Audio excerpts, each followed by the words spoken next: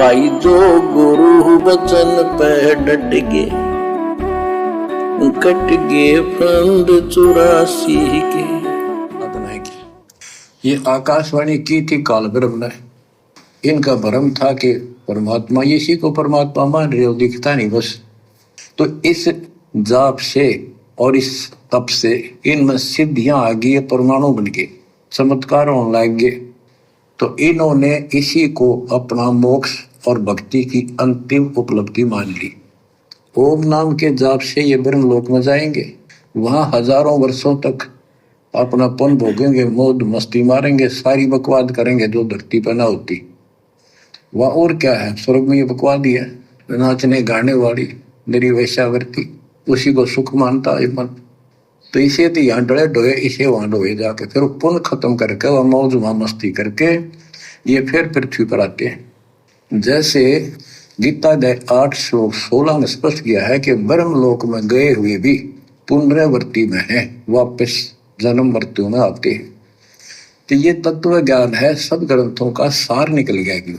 ओम नाम के जाप से ब्रह्मलोक प्राप्ति, ब्रह्मलोक में गए हुए पुनरावृत्ति जन्म मृत्यु में होता है उनका।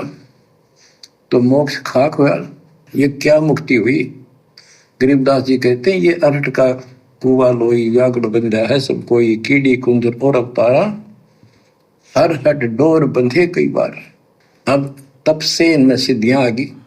जैसे चुनक ऋषि में गरीबदास जी ने कहा इतनी गजब की सिद्धियां थी, वो चाहे वह तो पृथ्वी को नष्ट कर दे और दूसरे क्षण उसको एज इट इज बना दे, इतनी सिद्धियां थी। अब काल इनको भी देख कर राजी निकले, भगवान बन बैठे, तेरी वैल्यू ना रहे। मानदाता चक्रवर्ती राजा था जिसका अब ध्यान से सुनना ये कथा। ये कथाएं गुरुजी कोई हमें बहुत बड़ा कोई विद्वान बनाने के लिए नहीं सुना रहे कि तुम आगे ये कथाएं सुनाने लग जाओ, तुम्हारी वाहवाही हो जाए। ये कथा हमें भक्ति का मास्टर बनाने के लिए सुनाते हैं, हमारे मनोरंजन के लिए नहीं सुना रहे। अब ये मानदाता की कथा कितनी बार सुनाई गुरुजी ने, कितने लोगों ने इसका निष्कर्ष निकाला। अब निकलेगा निष्कर्ष सात संगति के माध्यम से। क्या कह रहे हैं परमात्मा, ध्यान से सुनना कथा। मानदाता चक्रवर्ती राजा था जिसका पूरी पृथ्वी पर शासन होता। वो साल 2 साल में 10 साल में एक परीक्षण करते हैं कि कोई राजा मेरे विरुद्ध तो नहीं चल रहा है, मेरी पराधीन है कि नहीं। इसलिए घोड़ा छोड़ते हैं, उस पर लिख दिया जाता है जिसको मानदाता राजा चक्रवर्ती की पराधीनता स्वीकार ना हो, इस घोड़े को बांध ले, युद्ध के लिए तैयार हो जा। तो सारी पृथ्वी पर घूमे, किसी ने घोड़ा पकड़ा नहीं। उस पर लिखा रखा था, उस पर लिखा हुआ था कि राजा की 72 सौणी सेना है। तो किसी की हिम्मत नहीं पड़ी। चुनक ऋषि की कुटिया के पास से वो जा रहे थे, हजारों सैनिक, आगे आगे घोड़ा खाली, कोई बैठा नहीं उस पर।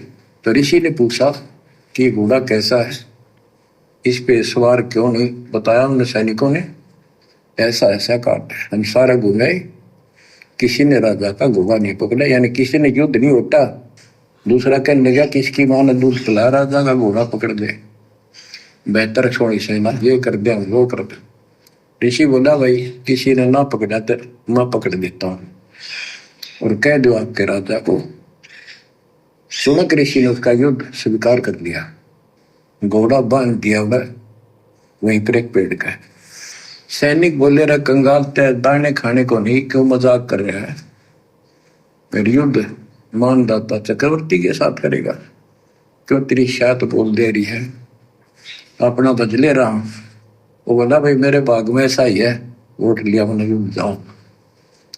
राजा ने 18 सौणी सेना, एक सौणी सेना में 2 लाख के करीब बताते सैनिक होते हैं। ऐसी कोई काउंटिंग उनकी होती थी पुराने समय में, यानी 36 लाख आदमी भेज दिए एक ऋषि को मारने के लिए, ताकि वह बैठे जनता में किसी की और हिम्मत ना हो। और ऋषि कहते गरीबदास जी का जैसा जादू तपस्वी था, उसने 4 अपनी सिद्धि शक्ति से 4 परमाणु बना लिए। एक पुतली परमाणु छोड़ दिया, 18 सौणी का नष्ट कर दिया, कैटेगरी का कतलेआम मचा दिया। फिर दूसरी तीसरी ऐसे 72 सौणी सेना को खत्म कर दिया। राजा मुंदे मुंह पड़ गया, अपनी जान बचाई। अब गरीबदास जी ने इनकी कैसी तुलना की है, कैसी इनकी धोती सी धोई है ऋषियों की। ध्यान से सुनना, ये सब कुछ काल करवाता है केवल भक्ति नष्ट करवाने के लिए। चुनक ऋषि में ऐसी प्रेरणा किसने की? काल ने। क्योंकि भक्ति नष्ट करवाने के लिए, क्योंकि उसको चिंता बन जाती है जब कोई सत भक्ति शुरू कर देता है तो वो खुद की भक्ति भी सही प्रकार से नहीं होने देता। चुनक ऋषि तो ओम नाम का जाप करता था, काल की भक्ति कर रहा था। ये काल अपने भक्तों को भी नहीं छोड़ता, तो सोचिए परमात्मा के भक्तों को कैसे बख्शेगा। घात लगा के बैठा रहता, घात लगा के, मौका देखते ही झपट्टा मारता है। पग पग पे यो तक तक मारे काल कसाई बाणा। जो गुरु बचन पे डट गे, कट गे फंद 84 के, कट गे फंद 84 के, कट गे फंद 84 के।